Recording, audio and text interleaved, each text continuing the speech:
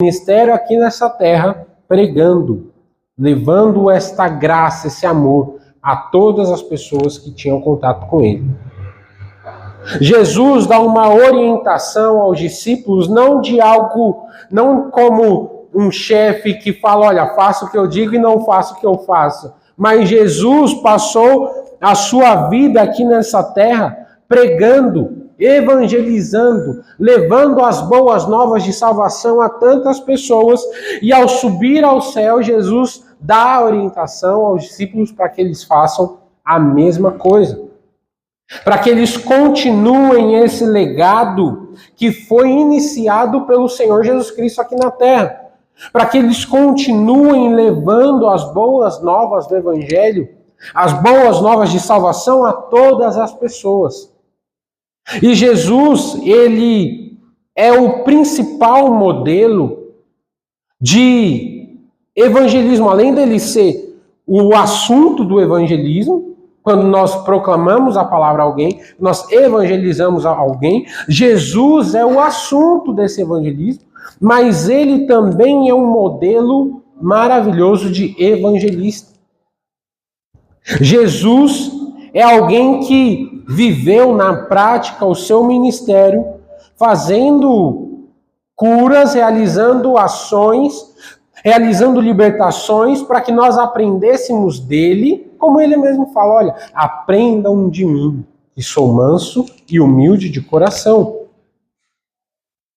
Ele vive na prática este próprio mandamento que ele está dando aos discípulos. E Jesus tinha uma forma muito maravilhosa de evangelizar, de levar as boas novas a outras pessoas, porque ele não tinha um olhar, como isso é um dos motivos de Jesus ser tão perseguido naquele tempo, porque ele não era como os demais rabinos.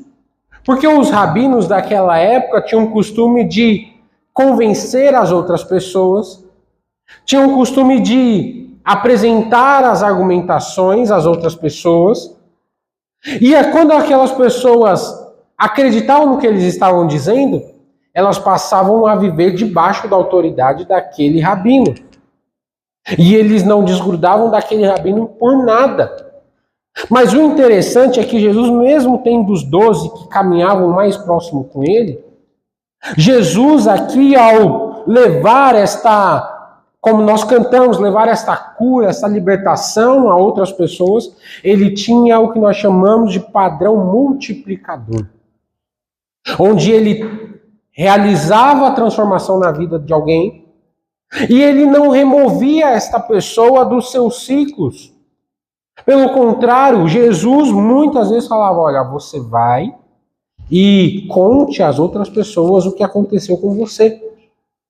As pessoas eram transformadas e permaneciam no seu dia a dia, mas agora tendo a vida transformada pelo Senhor Jesus. As pessoas eram alcançadas e esse alcance não parava por aí. Elas passavam a viver de uma tal forma em que outras pessoas também eram alcançadas através do testemunho do que Jesus havia realizado na vida delas. Isso é o que nós fazemos no evangelismo propriamente dito. Quando nós compartilhamos, alguém certa vez disse que evangelizar é um mendigo dizendo a outro mendigo onde achar pão. Porque todos nós precisamos deste pão celestial, como o próprio Senhor Jesus diz que ele é o pão que desceu dos céus. Todos nós precisamos, mas este pão celestial se apresenta de uma forma tão extraordinária nas nossas vidas que a gente passa a compartilhar isso com outras pessoas. Que é o que acontecia nos evangelhos. Nós vamos meditar na vida de 3 pessoas nesta noite que tiveram encontros com Jesus e que tiveram as suas vidas transformadas. Pessoas que, ao se encontrar, ao ter a ação, o olhar amoroso do Senhor Jesus Cristo, foram outras pessoas. não foram mais os mesmos. Pessoas que foram alcançadas por essa luz, como o próprio Senhor Jesus no Sermão do Monte nos fala, foram alcançadas por essa luz, mas elas não colocaram essa luz debaixo de uma tapué para esconder essa luz. Elas colocaram essa luz no lugar mais alto de suas vidas, para que todos pudessem ver a luz do Senhor Jesus Cristo refletida na vida delas. A primeira pessoa que nós vamos meditar é a mulher samaritana. João 4, no versículo 27, diz o seguinte: naquele momento, os seus discípulos voltaram e ficaram surpresos ao encontrá-lo conversando com uma mulher. Ninguém, porém, perguntou: o senhor pretendes? Ou por que estás conversando com ela? Então, deixando o seu cântaro, a mulher voltou à cidade e disse ao povo: venham ver um homem que me disse tudo o que tenho feito. Será que ele não é o Cristo? Então, saíram da cidade e foram até onde ela estava. Enquanto isso, os discípulos insistiam com ele: Rabi, come alguma coisa. Ele, porém, lhes disse: tenho algo para comer que vocês não conhecem. Então seus discípulos disseram uns aos outros: será que alguém lhe trouxe comida? A minha comida, disse Jesus, é fazer a vontade daquele que me enviou e concluir a sua obra. Vocês não dizem: só daqui a 4 meses haverá colheita? Eu digo a vocês que abram os olhos e vejam os campos. Eles estão maduros para a colheita. Aquele que colhe já recebe o seu salário e ajunta fruto para a vida eterna, de forma que se alegram juntos o que semeia e o que colhe. Assim é o verdadeiro ditado: um semeia e outro colhe. Eu os enviei para colher o que vocês não cultivaram. Outros realizaram um trabalho árduo e vocês vieram usufruir do trabalho deles. Muitos samaritanos daquela cidade creram nele por causa do seguinte testemunho dado pela mulher: ele me disse tudo o que tenho feito. Assim, quando se aproximaram dele, os samaritanos insistiram em que ficasse com eles. Ele ficou 2 dias e muitos creram nele por causa da sua mensagem. Então disseram à mulher: agora cremos, não somente por causa do que você disse, pois nós mesmos o ouvimos e sabemos que este é realmente o Salvador do mundo. A primeira mulher o primeiro caso que nós vamos meditar essa noite é a mulher samaritana. Essa passagem de João capítulo 4, tão conhecida, onde a mulher está indo retirar água no poço, e Jesus encontra com ela e começa a conversar com ela. E como no texto nós peguei essa parte justamente de propósito por conta deste final, Jesus começa a falar para aquela mulher tudo o que ela tem feito, mostrando conhecer profundamente a vida dela, mostrando que ninguém natural, nenhum ser humano poderia conhecer ela daquela forma como ela estava julgando que Jesus conhecia.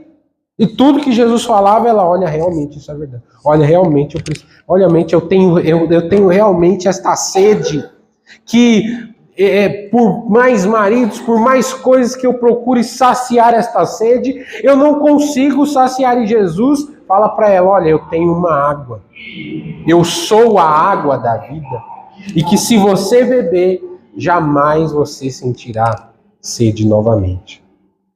Esse texto é muito emblemático, meus irmãos, porque Jesus está conversando com uma mulher que a gente chama de mulher samaritana. E isso é impactante ainda mais. Por quê? Porque os samaritanos, eles eram frutos da mistura do povo judeu com nações que não eram judaicas. Há muitos anos atrás, esta miscigenação começou a acontecer, e o povo samaritano é fruto desta mistura entre povos. E por conta disso, o povo judeu olhava com um olhar de submissão, um olhar de que eles, esse povo samaritano, era submisso a eles porque eles não eram judeus puros. Porque eles não eram, não tinham um sangue puro, sangue de Abraão. Até hoje, é muito interessante que esses dias é o pastor Rodrigo, que eu pude conversar, conhecer esses dias, que é da Igreja Batista da Vila Galvão. Ele é de raiz judaica e conversando, ele palestrou para a gente no encontro da Ordem dos Pastores algumas semanas atrás. E ele, quando se converteu a Cristo, estava no processo de conversão, ele conheceu aquela que é a sua esposa hoje, e sendo criado numa família judaica, seguindo os preceitos judaicos, ao sua família saber que ele estava se relacionando com alguém que não era do povo judeu, ele foi praticamente expulso de casa. Ele foi rejeitado pelos seus próprios pais porque ele estava se relacionando com alguém que não fazia parte do povo judeu. Então isso acontece até os dias de hoje. E não era diferente naquela época. Eles prezavam muito pela pureza sanguínea. E por conta disso, eles acabavam tendo uma identidade mal resolvida. Eles eram considerados uma categoria, um povo inferior aos outros, ao povo judeu, e eles acabavam sendo tratados como o nível mais baixo da sociedade. E aí, de repente, vem Jesus e age não como naturalmente o povo judeu agia com ela. Isso causa até um estranhamento para ela, porque quando Jesus começa a conversar com ela, ela fala: por que você está falando comigo? Porque até mesmo para ela era difícil entender como é que Jesus, que estava sendo considerado o Messias, o Salvador de todos, aquele que já estava realizando milagres, curas, realizando diversos feitos miraculosos entre o povo judeu, ela achava um absurdo que ele estivesse falando com ela. Mas Jesus demonstra esse olhar de amor, compaixão, graça. Jesus pega os rótulos que ela tinha, que o povo samaritano tinha, e joga na lata do lixo, mostrando que essa salvação que ele tinha não estava restrito a um povo. É por isso que no texto que nós lemos no início, ele fala: vão por todo o mundo e preguem o evangelho. Não é somente para uma nação, para um povo, mas é para todos os povos. O evangelho a gente chama de supracultural. Ele pode causar transformação em qualquer povo, em qualquer cultura. Jesus demonstra essa compaixão, esse olhar de perdão diante de uma mulher que, quando olhava para si mesma, ela tinha culpa, ela tinha os olhares de acusação para com ela. Ela tinha esse medo até mesmo de falar com quem era um judeu. E Jesus não deixa que isso seja uma barreira, pelo contrário. A transformação que ele causa na vida daquela mulher é tão grande que ela volta para a sua aldeia, ela volta para a sua região, para a sua cidade, anunciando para os quatro cantos que aquele era o profeta de Deus. Ela volta contando para todas as pessoas, fala: olha, eu fui buscar água no poço e tinha um homem lá que ele começou a falar tudo que eu estava fazendo, e ele teve um olhar de amor tão grande, e ele foi assim, e ele foi assado. Tanto que os outros samaritanos ficam admirados e falam: vamos lá ver qual que é desse homem também. É interessante que, se nós pegarmos o relato bíblico, a gente não acha nenhuma passagem que fala sobre os discípulos de Jesus que já estavam caminhando com ele, terem evangelizado, terem realizado qualquer obra naquela cidade, em Samaria. Mas nós vemos uma mulher que teve um encontro com Jesus e que testemunhou o que Jesus havia feito na vida dela. Temos uma mulher samaritana que não tem nem nome, mas que foi um instrumento usado pelo Senhor para causar a transformação de um povo que se considerava inferior, se considerava abaixo, se considerava desprezado. Jesus pode transformar as nossas vidas, independente do olhar que a gente tem a respeito de nós mesmos. Independente do que a gente pensa de nós mesmos, Jesus pode derramar o seu Espírito Santo e causar uma transformação tão extraordinária que isso não vai conseguir ficar dentro de nós. A gente vai proclamar. Quando as pessoas olharem e falarem, mas por que você é assim? Eu vivia assim, eu vivia assado, eu fazia isso, fazia aquilo. Mas Jesus é tão maravilhoso, Jesus é tão lindo, tão extraordinário que Ele transformou a minha vida, me salvou, me livrou do pecado e hoje eu vivo uma nova vida porque eu fui alcançado por esse Jesus. O segundo personagem bíblico que nós podemos meditar nessa noite é o endemoniado gadareno.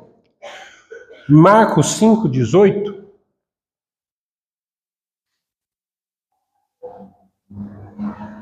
Eu acho que primeiro é Marcos 5:18. Acho que é o próximo, Rafa. Acho que eu passei na ordem errada. Vou esperar ela colocar para todos podermos ler juntos. Marcos, capítulo 5, no verso 18. Hoje o notebook hoje ele resolveu, ele tá com frio também, ele tá indo na velocidade dele. Eu vou fazer a leitura aqui na minha versão. Assim que Jesus entrou no barco, o homem que havia estado endemoniado suplicou-lhe que o deixasse ir com ele. Jesus não permitiu, antes ordenou-lhe: vá para casa, para a sua família, e anuncie-lhes tudo quanto o Senhor fez a você e como teve misericórdia de você. Então aquele homem foi e começou a anunciar em Decápolis quanto Jesus tinha feito por ele, e todos ficaram admirados. Só esse trecho da palavra do Senhor. Jesus estava na região dos Gerazenos, esse é o nome do lugar que era chamado onde Jesus estava, e nesta região ele encontrou um homem que estava possuído por espíritos malignos. E esse homem era tão absurdo que o texto nos fala que ele morava no meio de sepulcros, ele morava num lugar que ninguém vive, ele estava justamente possuído e vivia nesses sepulcros. Era um homem que era perigoso, ninguém vivia perto dele, era um homem que tinha uma violência, era possuído também pela violência, onde ele atacava as pessoas e morava no sepulcro sozinho. E Jesus, ao encontrar com esse homem, realiza uma transformação tão extraordinária. Remove, ordena que esses espíritos malignos saiam da vida daquele homem. E aí, o texto termina, aqui a gente só pegou o final, mas você pode ler depois. O texto termina com um homem que não era mais violento, pelo contrário. Era um homem que estava lúcido, consciente. Era um homem que se tinha arrumado a sua vida.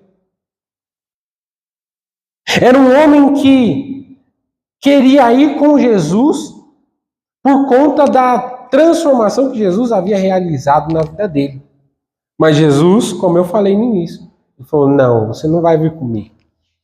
A sua função é voltar para onde você estava e anunciar tudo quanto o Senhor fez a você e como teve misericórdia de você. O texto nos fala que ele voltou para anunciar em Decápolis. Essa palavra é muito interessante porque Decápolis não era apenas uma cidade, mas era uma reunião de 10 cidades. É isso que significa Decápolis. Polis é a cidade e Deca é a representação de 10. Então, essa região era uma região que era grande, enorme. E o texto nos diz que ele começou a anunciar nessas 10 cidades tudo quanto Jesus tinha feito por ele. Um homem que antes vivia em sepulcros, um homem que não tinha nenhuma consciência de si mesmo, um homem que era aprisionado por espíritos malignos, ele torna-se um missionário do Senhor para anunciar o que Jesus tinha feito na vida dele. É como nós vemos, e na quinta-feira a gente falou um pouco sobre isso, a gente acompanha muito de perto o trabalho das nossas Cristolândias. E eu amo o trabalho da Cristolândia, é um lugar que Deus fala de uma forma muito extraordinária comigo. Porque ver homens que antes viviam nas ruas, presos às drogas, vivendo uma vida que na verdade nem é vida. E por conta do trabalho missionário de pessoas que deixaram os seus lares e foram para lá, pregar o evangelho, se tornarem missionários do Senhor, para a transformação de vidas, é algo lindo, é algo extraordinário. E quantas vidas já foram transformadas através da vida da nossa Cristolândia? É um trabalho nosso, irmãos. Os irmãos podem viver com a consciência de que os irmãos contribuem com a Cristolândia também, porque esta igreja contribui com as Cristolândias. Para que o trabalho seja realizado, para que vidas sejam transformadas, vidas que vivem como muitas vezes como esse homem, aprisionado por espíritos malignos, vivendo praticamente em sepulcros. Mas quando a gente vê quem foi transformado, quando a gente vê um novo olhar, uma nova vida, a gente glorifica o Senhor demais. A gente fala, meu Deus, somente o Senhor pode realizar uma obra tão linda, uma obra tão extraordinária. E muitas vezes, aqueles homens que são recuperados das cracolândias, eles se tornam como esse homem aqui. Eles falam, essa transformação que o Senhor Jesus trouxe na minha vida foi tão grande que eu não posso fazer outra coisa senão anunciar esta graça maravilhosa. Essa salvação extraordinária que Jesus trouxe sobre a minha vida. Isso não é só para com eles, irmãos. Somente nós, somente você pode parar, pensar e lembrar da onde o Senhor te tirou. Como foi a sua vida antes da ação do Senhor Jesus Cristo, antes de conhecer essa graça maravilhosa. E o sentimento que deve existir no nosso coração deve ser como desse homem. Quando, Senhor, eu vivia, talvez eu nunca usei droga, não era como esse endemoniado, talvez a minha vida só era um marasmo. Talvez eu era levado pelo cotidiano, simplesmente fazia o que tinha que fazer, não mudava nada, mas o Senhor resplandeceu sobre a minha vida. E eu que estava morto, que estava em trevas, que estava perdido, agora vivo uma nova vida. Senhora, A nossa oração, meus irmãos, deve ser que o Senhor nos ajude a proclamar isso aos quatro cantos. Porque essa transformação que aconteceu em nossas vidas não pode ficar somente dentro de nós. E o último é o publicano, que está aí sim em Lucas capítulo 5, verso 27 em diante, Rafa.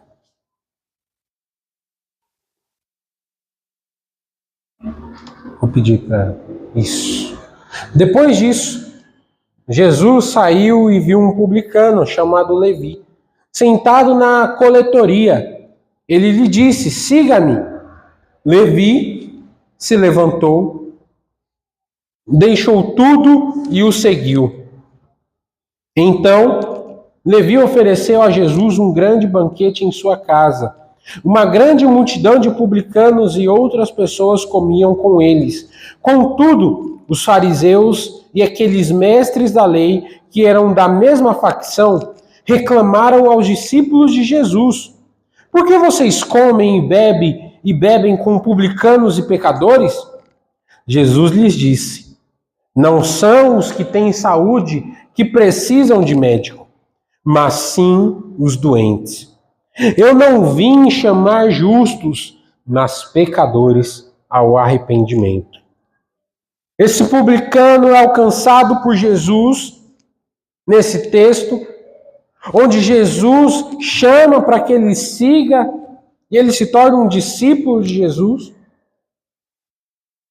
Mais um homem que era de uma categoria desprezada pela sociedade. Assim como os samaritanos, assim como o endemoniado gadareno. Esse homem tinha, o texto nos fala que ele era da coletoria. Isso é justamente é como a profissão de Zaqueu. Fica mais claro. A função deles era cobrar impostos, trabalhar na coletagem de impostos. E esses homens eram popularmente conhecidos como os safados. Os pecadores. Ser publicano era até mesmo um xingamento. Quando alguém chamava o outro de publicano, ele estava falando que aquela pessoa não era digna da mínima confiança. E aí Jesus vem até ele e chama para que Levi siga a Jesus. E depois disso, Levi, ele dá um banquete em sua casa para Jesus. Jesus vai até a casa dele. E aí o texto nos diz que quando os judeus, quando os fariseus, mestres da lei, veem uma coisa daquelas, eles falam: olha, por que esse Jesus come com pecadores? Eu penso, se Jesus não comesse e bebesse com pecadores, ele ia comer sozinho a vida toda aqui na terra. Eles falam: por que Jesus come e bebe com pecadores, publicanos e pecadores? E aí Jesus, sempre de maneira extraordinariamente sábia, ele fala: olha, não são os que têm saúde que precisam de médico. Não são aqueles que já estão bem. Quando a gente está bem, a gente não vai no médico. A gente vai no médico quando a gente está mal, doente, e reconhece que precisa de um médico. Porque às vezes a gente fica doente, a gente fala: tô doente, mas o tempo cura. O correto é que a gente procure médico quando nós estamos doentes. E Jesus usa esse exemplo para nos falar: olha, da mesma forma que eu não vim salvar aqueles que já têm saúde, ou pelo menos se julgam ter saúde, eu vim salvar, eu vim buscar, eu vim restaurar, eu vim curar aqueles que estão doentes. Eu não vim chamar justos, mas eu vim chamar pecadores ao arrependimento. Aquele homem, ao trazer Jesus para sua casa, promover um jantar, ele está mostrando que a vida dele agora era diferente. Nós falávamos hoje na classe de doutrina que a mesa no ambiente neotestamentário era um lugar muito precioso. Não se comia com quem as pessoas não queriam compartilhar a vida. Comer à mesa não era simplesmente uma refeição fria, vazia, não. Sentar à mesa, chamar para casa, dividir o ambiente para comer era um sinal de compartilhamento de vida, de proximidade. E Jesus, ao ir no banquete na casa de Levi, ele está mostrando, ou melhor, Levi está mostrando que a sua vida agora era diferente, porque ele tinha a presença do Senhor Jesus no seu lar, na sua família, na sua casa. Levi levou Jesus à sua casa para transformar não somente a sua própria vida, mas os seus ciclos também, o seu ambiente também. Isso nos mostra que os ciclos em que nós vivemos precisam ser agraciados por Jesus. Jesus precisa estar dentro da nossa casa. Jesus precisa estar nos ciclos que nós vivemos. Jesus precisa e quer estar compartilhando a vida conosco, o dia a dia. Jesus não é apenas um programa que a gente faz dia de domingo, mas Ele próprio é o nosso Salvador, é o nosso Redentor e precisa e quer estar presente em todas as áreas, todos os campos da nossa vida. Na casa, no trabalho, nos estudos, nos afazeres, onde quer que nós estejamos. Nós precisamos convidar Jesus a fazer parte dos nossos ciclos, da nossa vida. Não simplesmente deixar os ciclos, abandonar os nossos ciclos, porque agora nós servimos a Jesus, mas aí sim impactar os ciclos que nós estamos inseridos com a graça, com essa luz que resplandece através das nossas vidas, meus irmãos.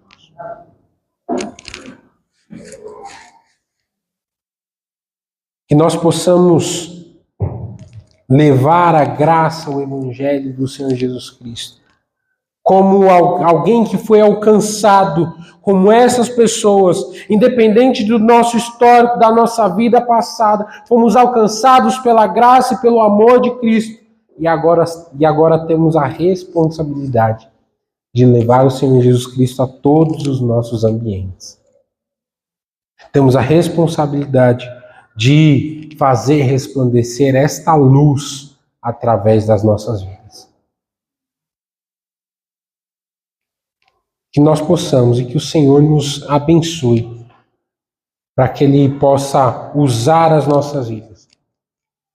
E que através de nós, isso deve fazer parte das nossas orações, que através de nós, pessoas reconheçam a graça, o amor, a misericórdia do Senhor Jesus Cristo e tenham as suas vidas transformadas também.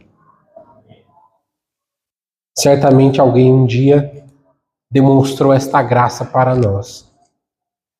E nós fomos transformados pelo Espírito Santo de Deus. E certamente há pessoas que Deus já sabe e que Deus já preparou para realizar uma obra através da minha e da sua vida. Viva com essa convicção. Viva sabendo disso. E o Senhor há de nos usar e nos abençoar. Amém? Vamos baixar as nossas cabeças mais uma vez? Meu Deus e meu Pai, eu te agradeço, porque a tua palavra é viva e eficaz, porque ela, Senhor, é mais penetrante do que espada de 2 gumes, E ela divide todas as áreas da nossa vida. Ela transforma, faz novo tudo em nossa vida. Eu te agradeço, Senhor, porque a tua palavra é inspirada perfeitamente pelo Senhor e proveitosa para todas as áreas da nossa vida também, meu Pai. Para repreender, para instruir em justiça. Ó Senhor, eu te agradeço, porque a tua palavra não tem prazo de validade, mas ela é eterna. Ela foi atual no tempo dos apóstolos, é atual hoje e permanecerá para sempre atual na vida do ser humano. Ó Senhor, que a tua palavra seja a dose mais forte dentro do nosso coração. Que o teu Espírito Santo trabalhe cada vez mais em nossas vidas. Que nós não venhamos, Senhor, nos contentar apenas em viver uma espiritualidade de cultos uma vez por semana. Mas que nós possamos, meu Pai, proclamar a tua graça, o teu amor, sentir a tua presença todos os dias da nossa vida. Seja no nosso trabalho, seja nos nossos estudos, seja na nossa casa, Senhor. Que o Senhor se faça presente em todos os nossos meios. Eu te louvo, Senhor, pela vida da tua igreja, pela vida do teu corpo que se reúne nesta noite. Eu te agradeço porque a tua presença em nosso meio é sentida sempre de uma forma extraordinária. Ó Senhor, eu te agradeço porque nós cremos que a tua palavra encontrou lugar nos nossos corações. Te peço, meu Pai, que o Senhor nos dê uma semana debaixo da tua santa e poderosa mão. Que o Senhor Jesus Cristo esteja conosco em todos os caminhos que nós formos passar. Que o teu Espírito Santo nos conduza à verdade do Senhor, meu Pai. Ó Senhor, vá de encontro às necessidades do teu povo que está aqui nesta noite. Aquelas necessidades mais profundas e que para o olhar humano já não tem mais solução, já não tem mais saída. Nós ainda cremos na providência do Senhor. Nós cremos que o Senhor é um Deus soberano. O Senhor não perdeu o controle da humanidade, da história, um segundo sequer. E é por isso que nós descansamos o nosso coração no Senhor. Porque nós sabemos que os teus caminhos, as tuas vontades são sempre melhores, maiores, mais perfeitas do que as nossas vontades e os nossos caminhos. Ó Senhor, ouve a oração do teu povo, atende o clamor do teu povo, meu Pai. É assim que eu te oro, Senhor, no nome de Cristo Jesus. E que o amor de nosso Deus e Pai, que a graça do nosso Senhor e Salvador Jesus e as doces consolações do Espírito Santo estejam com toda a Igreja de Cristo, não somente hoje, mas para todos sempre. Amém. Amém, meus irmãos.